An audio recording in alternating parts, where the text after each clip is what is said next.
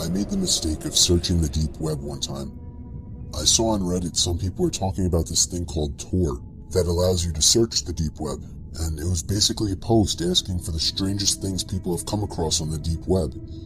It intrigued me, some of the things people have found, so I went along and downloaded Tor. Someone on Reddit posted a link to a basically hidden wiki with a bunch of useful links to the dark web. I was shocked at how many child pornography links there were. I did my best to steer clear of anything like that. I did come across a link that took me to another page with a bunch of links, called the Black Pages. The page was black with a bunch of red and yellow links. The red pages seemed to be the strangest.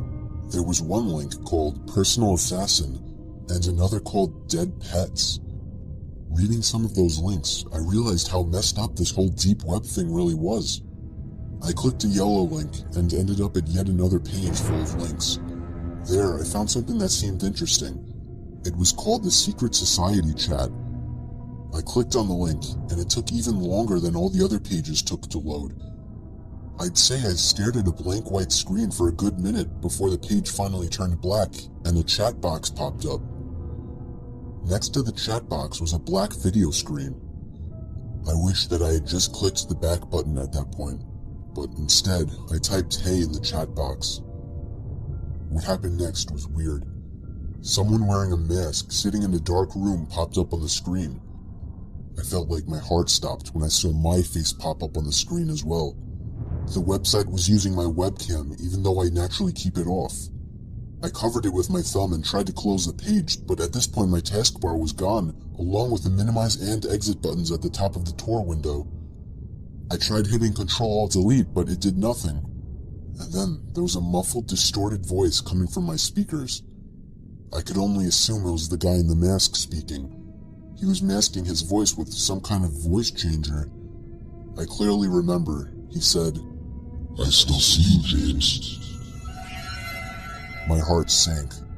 He had said my name. I began holding the power button on my laptop, and it felt like an eternity before it finally cut power. I didn't know if I should report what happened to the police, but from what I knew, everything was anonymous with Tor, so it didn't even seem worth it. It was obviously just a low-life hacker. I went on with my life after deleting the Tor browser from my computer, but about 2 weeks later, my mom threw a letter in my room. She told me it came in the mail for me. There was no return address on it. I ripped the letter open and unfolded the paper tucked inside. In huge letters that filled the paper were the 3 words, "Don't come back." I felt like I was going to throw up for the sickening feeling it gave me. I crumpled up the paper and threw it away.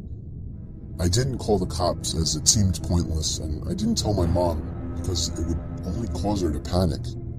But I have no idea how or why they got my address.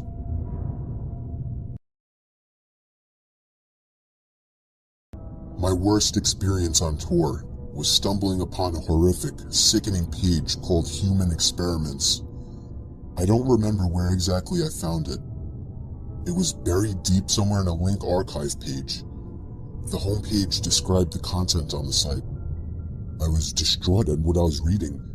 It said in a red, bloody font, "The experiments conducted for this website are to prove that not all humans are born equal.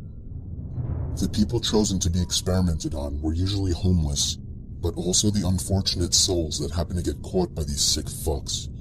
These so-called experiments ranged from starvation and water restriction, reactions to extreme pain and torture, infections and diseases, and even infant tolerances to x-rays, pain, and heat." I had seen all those horrific shock videos like 3 Guys, 1 Hammer, so I thought I would be prepared for what I was going to see. But I wasn't. I made the mistake of clicking on the first link to the experiment photos. I honestly had to retain the urge to puke. I don't want to even give a description of what I saw, but I'll just say, there were innocent victims, people just like you and I, going through horrible, horrible things that nobody should ever go through. Against my better judgment, I scrolled the entire page, and it only got worse. Pretty soon a whole section dedicated to infants and toddlers came up. I had somehow made it to the bottom of the page, and then a little box popped up on the screen. I didn't know what it was until a line of text popped up. The text said, "Did you enjoy the site?" I realized it was a chat box. I typed, "Who is this?" The stranger promptly replied, evading my question by saying, "What was your favorite part of the site?" I asked the same question again. This time he actually acknowledged my question and told me he was the site owner. I told him that this was sick and inhumane and that I would report this site immediately. That was my biggest mistake, telling him that, because after a short pause, he finally said, I see your name is Michael, and you live in Massachusetts." He was right, but instead of clicking out of that browser right away, I typed in, "No, you're wrong." About 10 seconds later, he typed something that made my heart feel like it shriveled up, and that was my address, my complete, correct home address. His final words were, "Have a nice day." I closed the browser and slammed my laptop shut. I called the police first thing before even telling my parents. When the cops got to our house, I explained everything to everyone at once. They wanted to see my computer since I didn't remember the link to the website. Unfortunately, the Tor browser doesn't save your browsing history, so I couldn't even help them in shutting down this website. The cops told us that if what I said was true, that we should find another place to stay as soon as possible.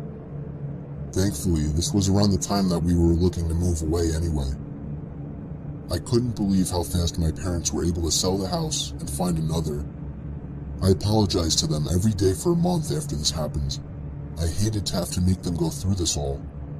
I liked to think the guy in the chat was just bluffing, but I couldn't take the chance. I don't think anybody should ever look into the deep web, as there is no good to come of it. There used to be a website on the dark web called the Silk Road. It was an underground illegal drug marketplace. I had heard about it through friends that had used it. Our weed dealer was moving out of state and he was our only connection, so my friends started using this website and claimed that it was legit. The timing couldn't be better to score some pot since my parents were in Atlantic City for the weekend. I downloaded the Tor browser and checked it out. The biggest seller on the site was cannabis, of course. I left a comment on one of the newer listings asking for anybody to tell me if the listing was legit.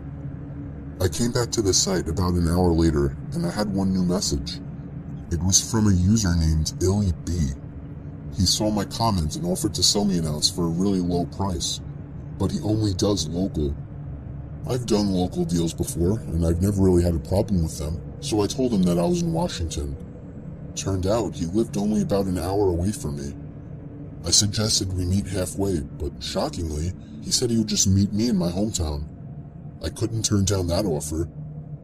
He said he would be over after work around 9 o'clock. I told him to meet me in the Wendy's parking lot. He asked me a bunch of weird questions like my address, who I live with. I definitely didn't want to give my address to a pot dealer, and I lied and told him I lived alone. A little bit later, he texted me telling me he found a much better place to do the deal. It was behind an old closed-down retail store at the edge of town. My sketchiness alarm was going off, but I was so desperate to get that grass. I knew exactly where that building was, so I drove over and got there within 5 minutes. I parked the car behind the building, but couldn't see anyone else there. Then I got a text saying he was on his way. That made no sense, because if he lived an hour away, how would he know of this place? I sat there for like 20 minutes trying to get another response from him, but he never answered. I decided to just give it up. I had a feeling something sketchy was going on and that I should just leave while I still could. It took me 10 minutes to get back home. My front door was open.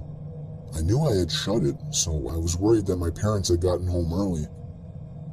I parked my car in the driveway since my dad didn't take it and went back inside.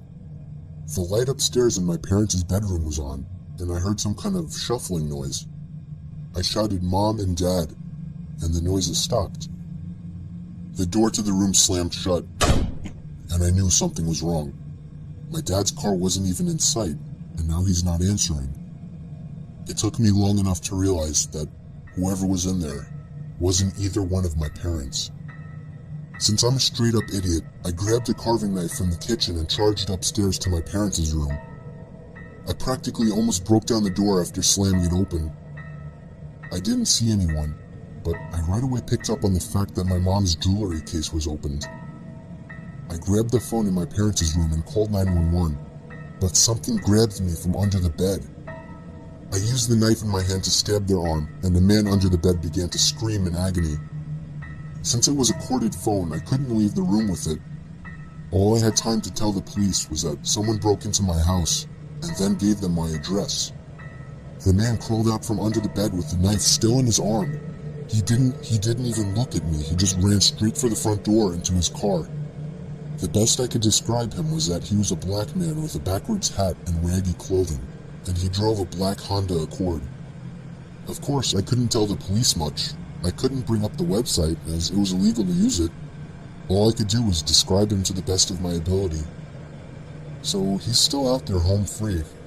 I can only guess he got my address by hacking me somehow.